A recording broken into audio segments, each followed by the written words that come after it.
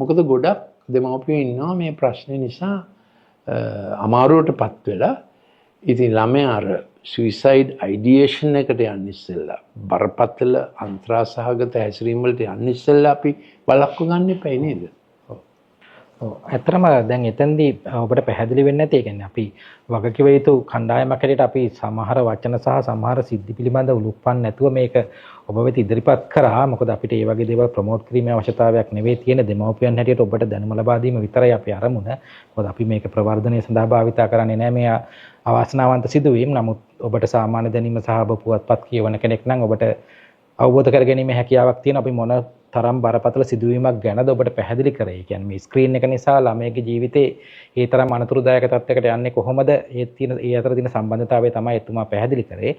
ඒ වගේම මේ වගේ තත්වයකට ගියපු ළමෙක් ආපහු සාමාන්‍ය තත්ත්වයට ගැනීමේ හැකියාව දැන්ට ලංකාව තුලත් ඇත්තටම දැන්ට මා දන්නා තරමට ලංකාවේ තියෙන එකම ආයතනය තමයි එතුමා මූලික වෙලා පවත්වාගෙන යන ආයතන මේ ගැටලුව සම්බන්ධයෙන්.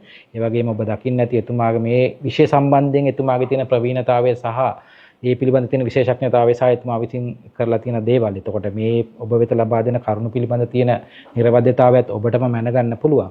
හැබැයි සාමාන්‍ය මවක් පියෙක් හැටියට මට තියෙන ප්‍රශ්නයක් තමයි දැන් මේක මේ තරම් බරපතල ප්‍රශ්නයක් වෙලා තියෙද්දි කොයි අවස්ථාවේද දෙමාපියන් මේ ගැන හිතන්න නැත්තම් ළමයාව මේ සම්බන්ධයෙන් වෛද්‍යවරයෙක් වෙත යොමු කරන්න හිතන්න පටන් ගන්න ඕන? කොයි වගේ දෙයක් දකින්න ගත්තමද? එකක් තමයි මෙයා රෑ නිදාගන්න නැතුව රෑ තිස්සේ ඩිජිටල් ගහනවා කියන එක. ඊළඟට උදේ නැගිටලා ඉස්කෝලේ යන්න බෑ කියනවා.